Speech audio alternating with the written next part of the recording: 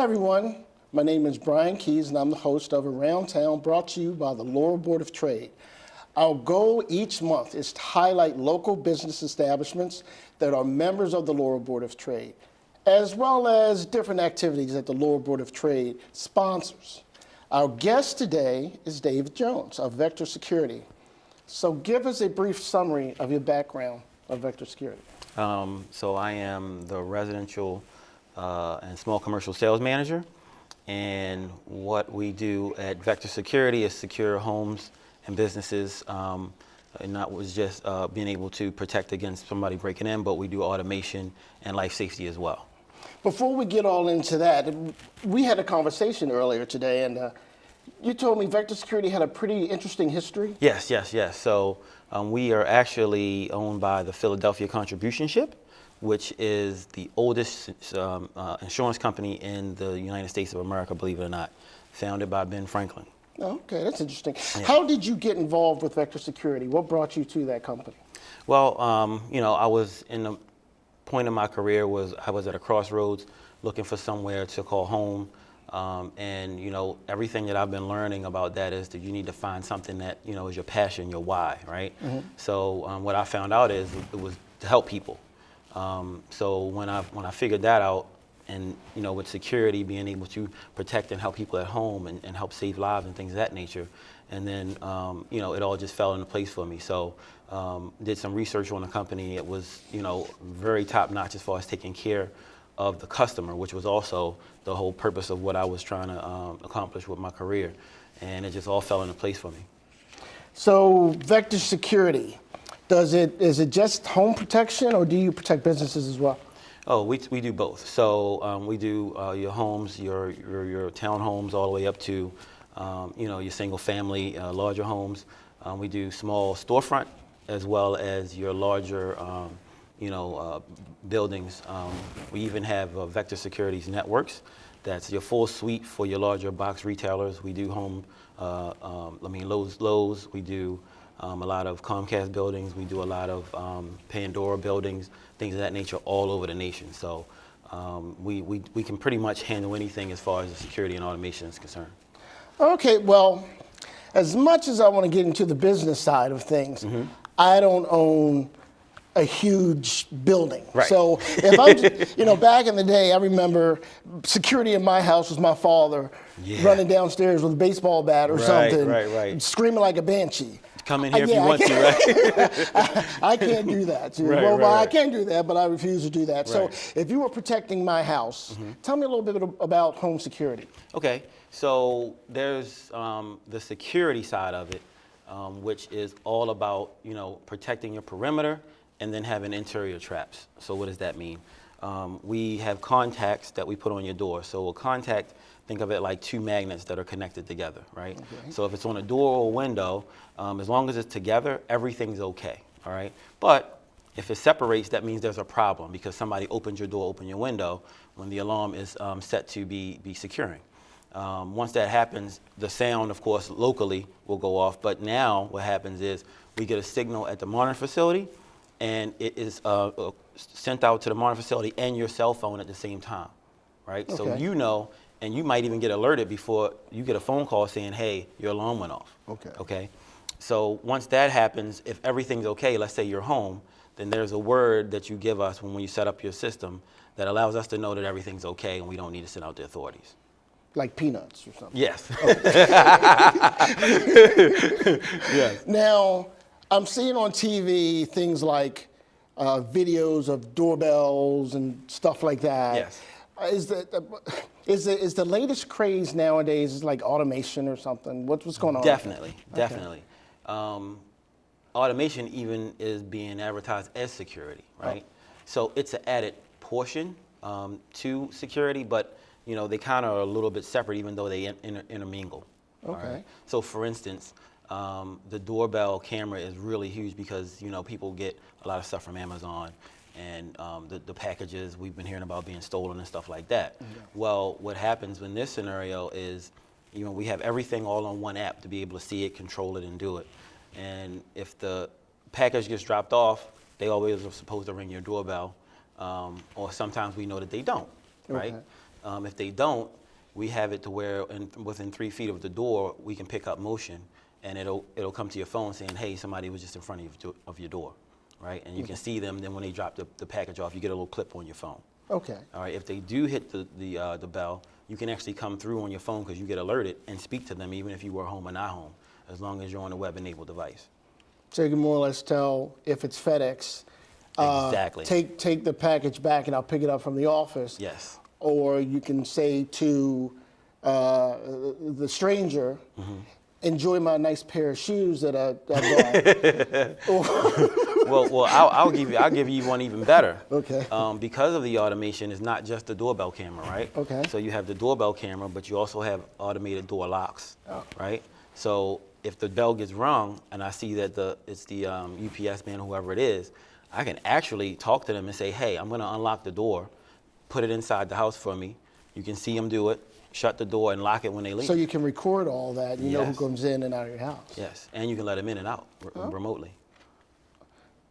That's pretty neat. So Yeah. so now when I'm inside my house, you guys like have teddy bears and stuff you set up all over the house to spy on like your kids. Like the eating covert cookies. cameras? Yeah.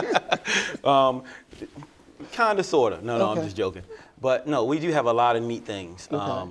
So you're talking about thermostats, right? So you got automated thermostats that allows you to be able to control your temperature in your home. It also allows you to be able to set rules, right? So rules are a big thing in automation, and having all these things communicating together. So I can set a rule that says, 10 o'clock at night, I want my thermostat to go down 2 degrees every night, and it automatically does it. Once I set that rule, I don't have to worry about it. So so what's coming to mind is that if I'm away, say I'm away on a cruise ship somewhere, and would that connect with my lights and everything so I could turn on lights on and Yes. off in the room? You can set a rule to automatically have it done, Okay. or you can do it manually yourself. So if I don't want anybody to know that I left the house, I can automatically turn on the TV in the living room. And Correct. some people think I'm home. Correct. I had a recording of a dog barking in the backyard. That'd come on. However you Okay, want to, girl, I like whatever that. you want to plug into, it's called an appliance or a lamp module that you can use to plug in those different items, and you can set rules for it. And it doesn't have to be the same time every night, because the old school way was you had the timer set and it would do the same time every night and things like that. You can go each day and set what you want. So any kind of program for a day or two. Yeah. Okay. So not only that, now with the abilities that we have, you have other things that you can incorporate into it. So we have settings that we call scenes, right? So we talked about the lights, we talked about the thermostat, the garage door opener is something we didn't talk about, right? Because a lot of times people leave their homes and they leave their garages open and they forget, right? So we have an automated garage door opener that'll allow you to know if your garage door is open or closed as well. Okay. Okay. So you can have a scene set that says nighttime. Okay. So you hit the nighttime scene, and that may be setting your thermostat down, making sure your door is locked, making sure your garage is closed, right? So it's got a list of things that you've programmed in there that says, hey, I need this to happen at night. All right. And then if it's not done, you have the ability right from your phone or any web-enabled device to go ahead and make that happen.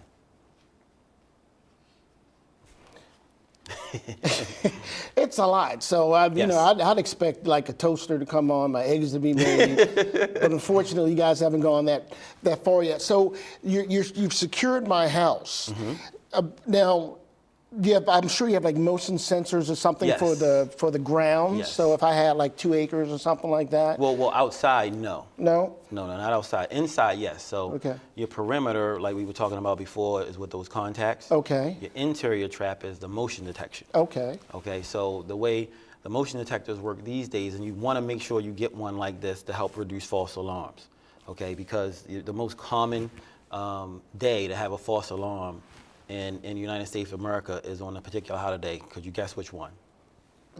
Memorial Day. No, Valentine's Day. I thought I was going to say Arbor Day or something. Valentine's Day. Okay. Valentine's Day. Balloons, right? Okay. So if you have what we call a single stage motion detection, it's only detecting for motion. Okay. And the balloon comes across when you go out to dinner, you have a false alarm, right? Okay. So, but if you have a dual stage is what we use, you're looking at motion and heat radiating at the same time. So you have to get the combination of two. All right, so that's your interior trap, your motion. Then you have glass break detectors too. Okay. They're also to help secure, and they work from about 20 to 30 feet from wherever you put it, and it protects against multiple windows if there are more than one window in the area. All right, now the best way to do it, if you have cats especially, because cats jump around and they can get close and they can make false alarms, is to have contacts on your windows and doors, and then back it up with your glass break detector as your interior. So that's basically what you would need to do for security is contact your doors is the main thing, because typically somebody has to go in and out, right, the door, back it up with the interior trap, unless cats are in the home, and then you have your glass break detection. And some people like to have glass break detectors just to back up the windows anyway. That's interesting. So if I have a cat in the house and a doggy door, then we're cool. The only thing that people will be getting in and out of is a doggy door, and that'll be your cat or your dog. But anyway, that's just me feeling myself right there. Now, you said you already also do businesses. Yes. Okay. Yes. Large and small. Yes. So you said like a Lowe's or how about skyscrapers, or just tell me about your businesses. So for the most part, we do your storefronts, your smaller things, and what I cover, me and in my sales team. But when you're looking at your larger stuff, we have what we call a core commercial sales department that allows us to be able to get into the larger things, because it gets different when you have a building the size of say like a warehouse, Lowe's, warehouse, something like that, where you have to maybe run some wires, maybe even if it's still wireless, because we have the capability to do that in a lot of cases now. Certain things have to be taken into account that you don't have to take into account at a home. So we have a special set of technicians to install that, and salespeople to understand and know what those things are. Okay. One thing that I want to make sure we hit on is life safety, right? Life safety is something that you don't really think about when you think about security, right? So that's if you're walking down the street or something? No. So when you're in your home or business, right? Okay. There are threats to your life as well. So what I mean by that is the most common one is fire. Okay. Right? So we're required to have fire detection in our homes. Right? So you have a sensor like a smoke alarm or something at a... Yes. Okay. So the ones in your home now currently are ionized, and they are local, right? So if something happens and it goes off, then the only people know they're the people that are home, or maybe if the neighbors hear it outside, right? With ours, they're photoelectric. So the difference is there's a beam of light that particles have to fill up. So you detect the fire a little sooner, right? The smoke, rather, a little sooner. And being that it's monitored, because we put it in and we're monitoring it, we get the signal. So we're calling to see if anything's going on. We're going to be dispatched in the fire department, whether you're home or not home, okay? So that's important for pets. That's important for, maybe if you're sleeping. That's important for if you have latchkey kids or kids that stay home, sometimes on their own. Is because if it's local, nobody knows except for the people that are in the home. And even if you are home, all you have to do is worry about getting out, because we are already on the call, right? Okay. With the automation side of things now, which is really intriguing, is being able to have this happen and happen even easier than it was in the past. So what I mean is, we talked a little bit about the door lock earlier, right? Yeah. And now we're talking about the smoke detection. We also talked about the thermostat. Okay. Okay. So just imagine if you have all of this set up in your home, heaven forbid, smoke alarm goes off, and your door automatically unlocks, your lights automatically come on to lead you out of the house if you have it set up that way, and your thermostat cuts off, right? So why do you think the thermostat cutting off is so significant? Well, if you're that's a heat producer, right, I guess? Well, what feeds fire, right? Yeah. Air. Okay. Right. So if the air is still circulating through Your the vents, home, okay. right? You're feeding the fire. That's why fires happen and burn so fast these days. So we're automatically shutting it off. But you have to have all of those things working together. I'm working. My head's racing again. So, in my personal space, and you said it happens in the house. So if I'm burning a frozen pizza, That's not a false alarm or anything, right? No. Okay, I just So the funny thing is, when you're home and that happens, your local detector typically goes off, doesn't it? right. That ours won't. It's weird. It's something that you can look up like on YouTube or something like that. It's called the fish tank test. Okay. You'd be amazed. News reported on this years ago, but you put the regular fire detector in there, and then they waited a while, made it smoke, and the heavy, thick smoke, it didn't even make it go off. Okay. Then they put in the ones that we use, and it went off right away because of the way it's set up. It's just set up differently. Okay. Now you still have to have your normal ones in there because that's code, that's by law. But it's a really interesting test if you ever look it up and check it out. Okay, so let's say we went over automation. We went over life-saving. Yes.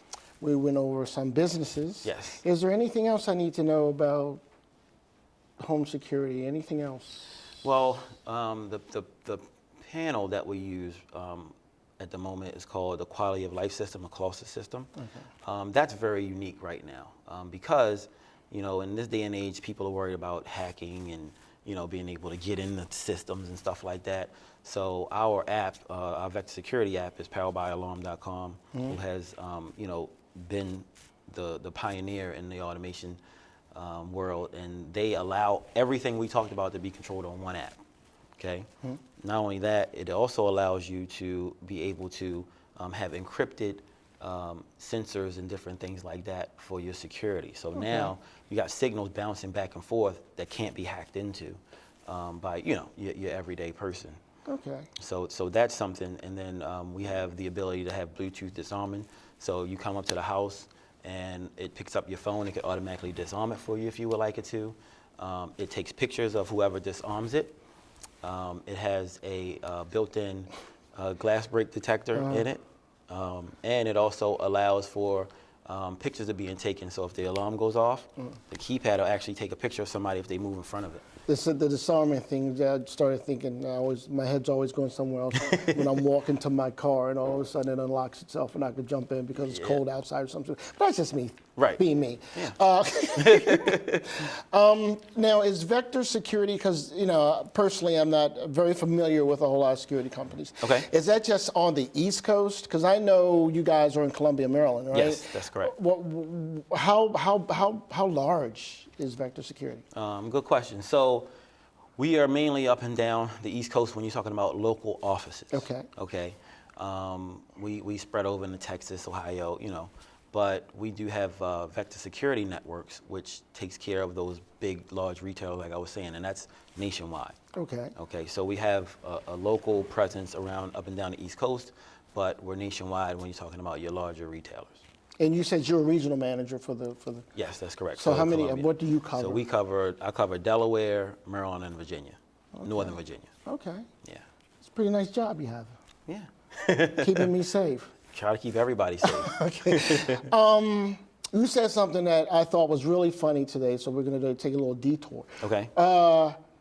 Who's Tom? What's his name? Oh, Joe Taylor. Okay, Joe yeah, Taylor. So I am filling in for Joe Taylor Okay. today.